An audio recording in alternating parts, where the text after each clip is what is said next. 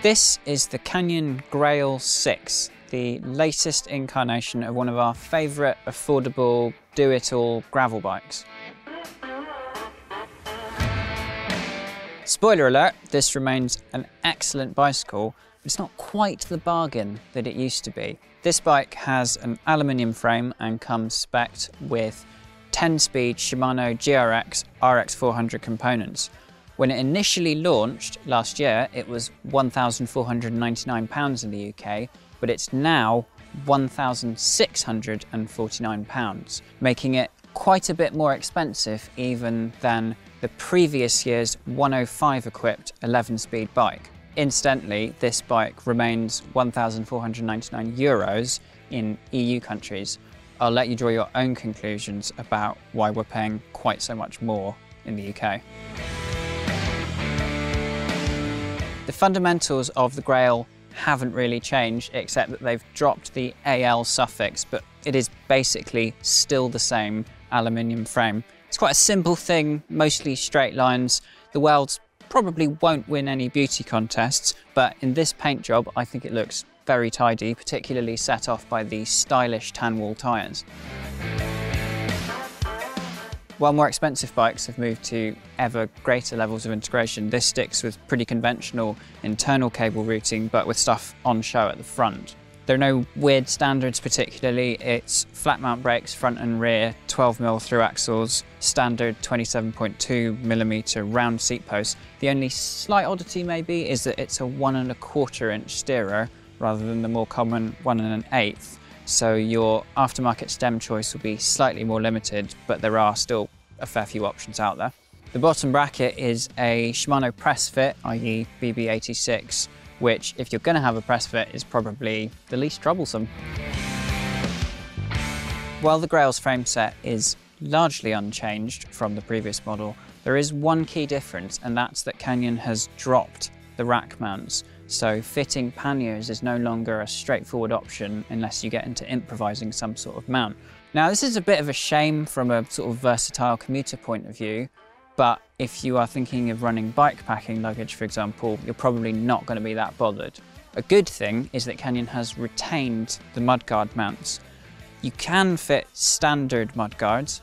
I did it on my wife's Grail, but I don't really recommend it because it required quite a bit of creativity, had to do lots of stay bending, and the hardware's a non-standard size, but it is possible. However, Canyon sells its own mudguards, so if you do want them, make your life easy and get those. This is not a weight weenie bike, but if you're interested, Canyon claims that the frame weighs 1,540 grams, which is 520 grams more than the Grail CF, which is the carbon model. You may remember when I reviewed the more expensive Canyon Grail CF with its wacky biplane handlebars that I took issue with Canyon's sizing recommendations. They would have put me on a small, which they recommend I think for 172 to 178 centimetre tall riders. I'm 174 centimetres, but I found that the small was just a bit too short for me in terms of reach. With that in mind, I opted for a medium for the aluminium Grail, and I am very happy with that choice because it fits me perfectly. This medium bike has 579mm of stack, which is pretty middle of the road for a medium gravel or endurance road type bike. The reach looks super long on paper. It's 405mm, but to put that in context, Canyon fits very short stems across the range, so you have to take that into account when you're comparing with other bikes. In fact, it's not super long. I'm not going to outright say that Canyon's sizing recommendations are wrong, but clearly they're not quite spot on for me, so I would say really do your homework when it comes to sizing before committing to buy. And if you're maybe between two sizes, as I guess I am, consider opting for the larger of the two.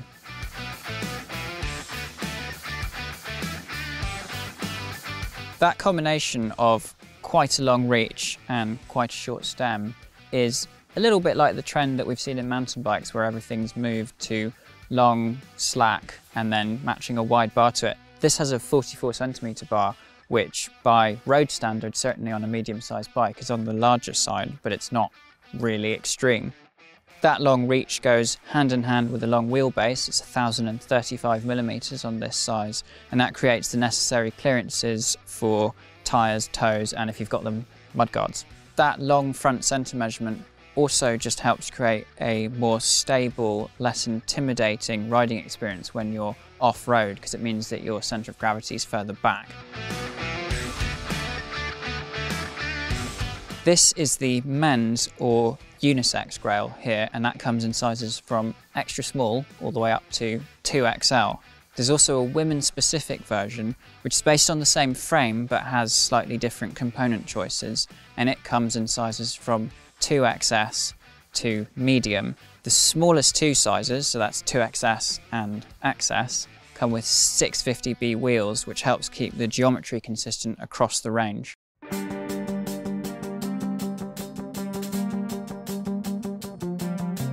Let's talk build. This bike comes with 10-speed Shimano GRX RX400 components, mostly, because GRX doesn't come at every level. Recently made a very good video about GRX, which I recommend you watch if you want to know more. But fundamentally, this is the entry-level GRX group set, and it's a little less shiny, a little less fancy than the more expensive 11-speed options, but it's still very, very good. There is no RX400 crank in Shimano's GRX range, so what you get is a 10-speed version of the nominally 105 level RX600 crank. The gearing this setup gives you is very gravel-friendly 46/30 at the front and an 11/34 cassette at the back. That's low enough to haul you up pretty much any hill. You might find that if you're going to the more extreme end of bike packing or touring that you want something even lower, but for the vast majority of riders that will work well, and it will work well both on and off the road. The matching RX400 brakes are very like Shimano's road brakes. They're flat mount calipers, they use mineral oil as a braking fluid, and they work extremely well. There's really much more to say about them. The wheels on this bike are DT Swiss C1850 Spline DB aluminium clinchers. They're not particularly light, they're not a hugely exciting choice, but they are very sensible and well suited to this type of bike. They're ideal for gravel tyres. They've got an internal width of 22mm and they are tubeless compatible. In fact, Canyon supplied this test bike to me set up tubeless, which if you want to get the absolute best out of it is definitely the way to go. The tyres are 40mm Schwalbe G1 bites, which I think are an excellent all-round choice for riding that mixes up gravel with a little bit of road as well. There is no one tyre that does it all. I say this every time I review a gravel bike, but certainly for UK riding conditions where you're going to be riding both on like compacted fire roads and then a bit of mud, bit of gravel, bit of tarmac, you would struggle to do much better than these because they really are very good. The Grail's finishing kit is all in-house stuff except for this Selle Italia saddle. There's nothing about it really that's particularly offensive. It's very good, very sober, sensible stuff. The bars are a relatively road-oriented sort of shape. They are a little bit wider than a typical road bike, like I said. These are 44cm, but they don't have loads of flare at the drops. Some people prefer lots of flare for a gravel bike. Personally, I don't, but that is a matter of personal taste. This complete build, not including pedals, for a size medium, weighs 9.5 kilos, which is very typical for a bike in its class, really not bad at all. We rated the old Grail AL as a brilliant all-rounder, and nothing about that has really changed with the latest Grail 6. It really is an excellent bike for on and off-road riding, but thanks to the move to a gravel-specific group set, because this has GRX, whereas the previous model had a road group set, it's a little bit more gravel-friendly because the gearing is better suited to that style of riding. At the same time, I don't feel that its on-road abilities have been particularly compromised. There's still enough range for normal riding, it's just that particularly those chain rings, the 46 and the 30, give you really nice low gears when you need them. Obviously this is a fairly simple bike in that the frame is quite straightforward aluminium. It has a full carbon fork, but nothing exotic. There's no built-in flexi bits. There's no shock, obviously, unlike, for example, Specialized Diverge. At the same time, it rides really well. It is quite a comfortable bike. If you're comparing it to something that has more complicated technology, or for example, the weird flexi bar on the Carbon Grail, this is a little bit less comfortable. So over long distances, if you're riding on, for example, very rocky trails, you're going to fatigue a bit faster on this bike.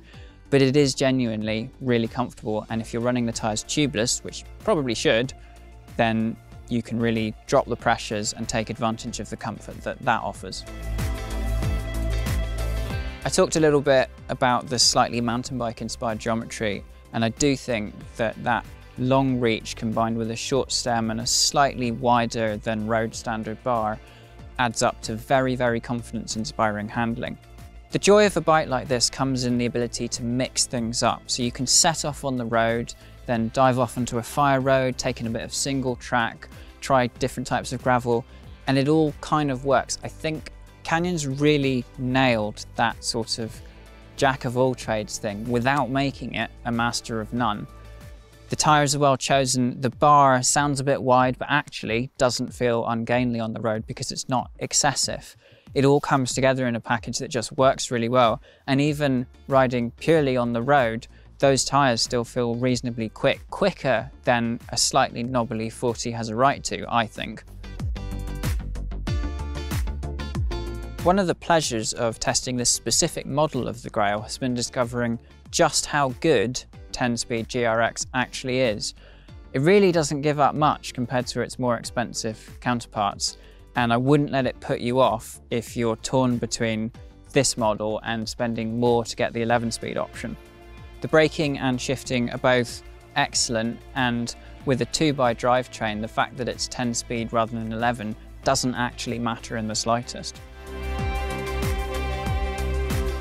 I can't really fault the overall riding experience of the Grail, and it's one of those bikes that while I've been testing it, I've been thinking, if I were buying a bike now, I'd be looking at something very, very like this. And in fact, my wife does ride a Grail very similar to this. It's the previous model with 105. There really isn't higher praise that I can give a bike than saying that. The fact is that while I do ride very expensive test bikes quite frequently, this is an excellent bike and I've really enjoyed my time with it. I'm going to be very sorry to give it back.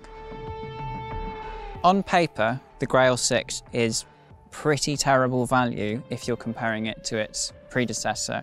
You've got one less gear at the back, significantly more expensive, but actually I don't really think any of that matters, and the package that it comes together as is so very, very good. Also, bike prices are very much in flux at the moment. Demand is extremely high. We've got political factors, and so while the price has gone up quite significantly on the Grail, it's likely that other manufacturers' bikes will also be upping their prices, so I don't think it's totally fair to slate Canyon for doing that. I can't really fault the Grail 6's spec. I think it's a shame that Canyon dropped the rack mounts, but the reality is that for most of you, that probably won't make any difference. The Grail is a bike that does a bit of everything well, and for that reason, I think it remains a top pick in its class. Let me know what you think about this bike. Do you like the colour? Would the price hike put you off, given that it's significantly more expensive than it used to be? Don't forget to like and subscribe, and please hit that little bell icon so you get notified every time we upload a video.